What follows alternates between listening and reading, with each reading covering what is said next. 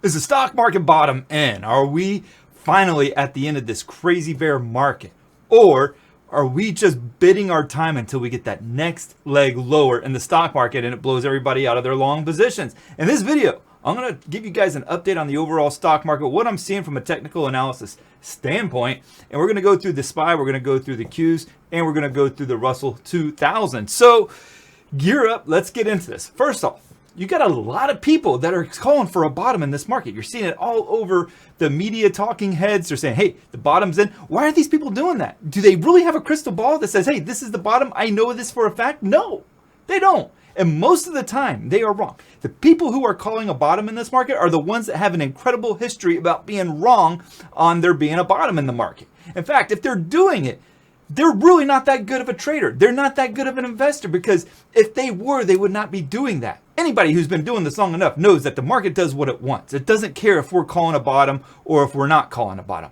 It's going to do what it wants. If they're calling for a bottom, they're simply clout chasing. They don't care about you, because if they did, they would be worried about the fact that you might take what they're predicting to heart. Instead, they are hoping that this one time they might actually be right. They might have called it 50 times before in the past, but if they get it right this time, that's what they're going to start marketing themselves as being, the ones who called the market bottom, and they will try to get more followers, more subscribers, and everything else.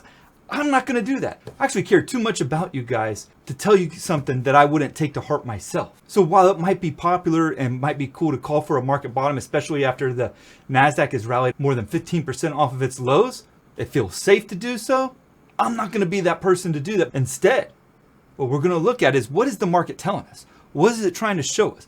Has the market improved technically? So I'm not looking at what I expect, what I hope for, what might gain me followers. I'm looking for what the market is telling me.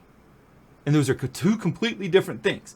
It's seeing versus hoping or thinking or expecting. In essence, I'm following the price action. So with that being said, let's get right to the charts here. So first off, you have SPY. This is the S&P 500 ETF. This is where the downtrend is still intact. This is the major downtrend. We're a good long ways away from testing it anytime soon.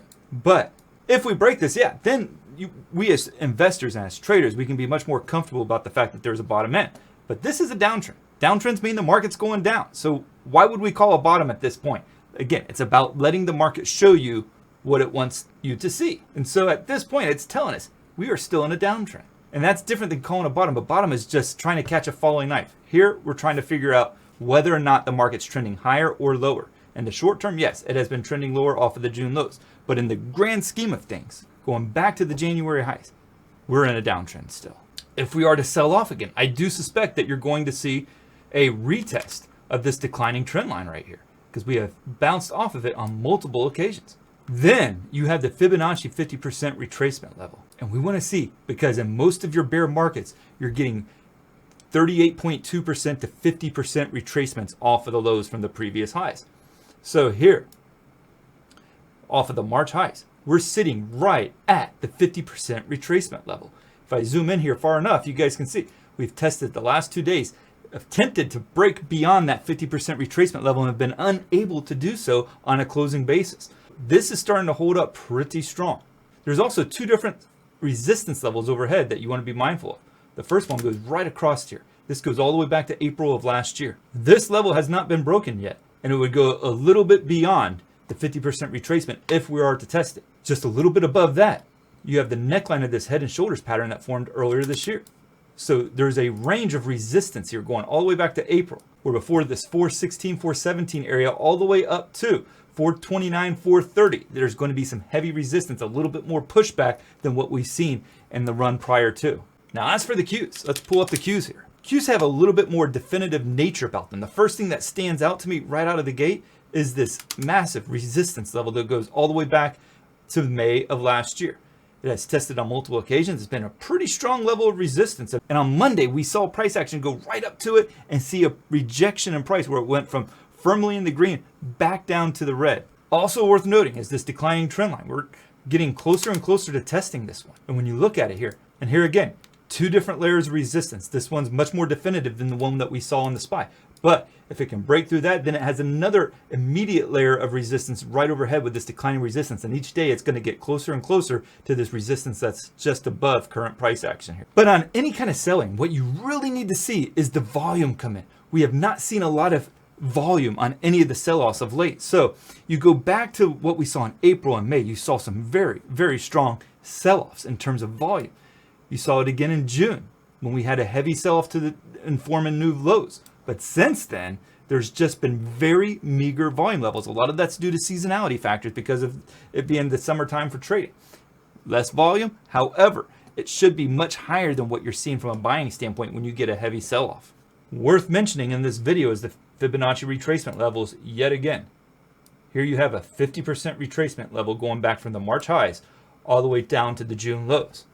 Have we broken through the 50% retracement level? Not yet. In fact, we're not even quite at the 50% retracement level. Instead, resistance is kicking in at this neckline here, this head and shoulders pattern, this being the left shoulder, the big head, the right shoulder, and then we got the retest of that neckline here. So this is a critical juncture for the market. We're into August.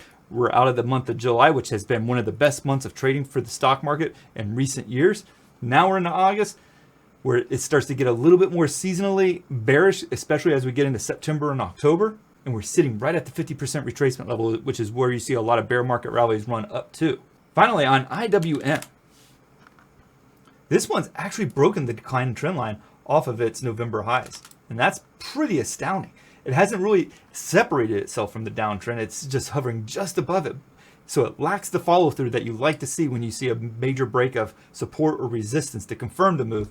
But it is just above it right now. Now the next layer of resistance for this one, it is going to be just above current price action. Right now you have resistance sitting at 190. If it can break through that 190 level, get to 191 and 192, it then thereby breaks this layer of resistance that goes back to the beginning of this year. That's going to be a key level there going forward. And finally, the last chart that I want to show you guys is this T2108 chart. Really, really interesting because this measures the percentage of stocks that are trading above their 40-day moving average. And over the last 12 trading sessions, this thing has gone from being in the 20s, meaning 20% of stocks are trading above their 40-day moving average, to over 71%. Incredible. And that fact, that's the highest level that we've seen since February of 2021. For most of 2021, which was a very bullish year for the stock market, it did not break above that level. And it's also broken this declining trend line that consistently marked short-term tops in the market. This time it goes right through it. So we are definitely getting overextended to the upside. We may still see further upside in the market. And if that's the case, we have to adjust our trading plan. But with so many layers of resistance right now hovering over stocks, it's probably not the best time to be getting overly bullish or chasing this market.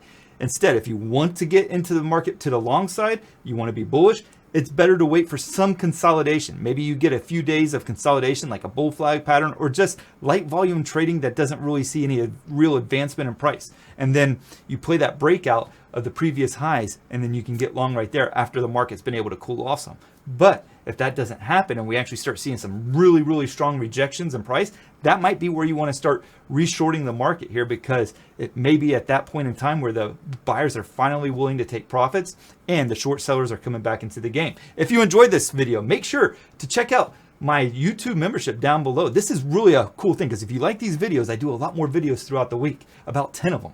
So that's for the members. Check them out. I'm going to give you my different stocks that I'm watching each and every day, setups, showing you updates on the overall stock market, on all the FANG stocks and big tech stocks. Really, really an awesome, awesome feature. And tell me down in the comments below, do you think we're at another short-term top and we're going to see that next leg lower that breaks the June lows, or do you think we're going right back to all-time highs? Let me know. Thank you guys, and God bless.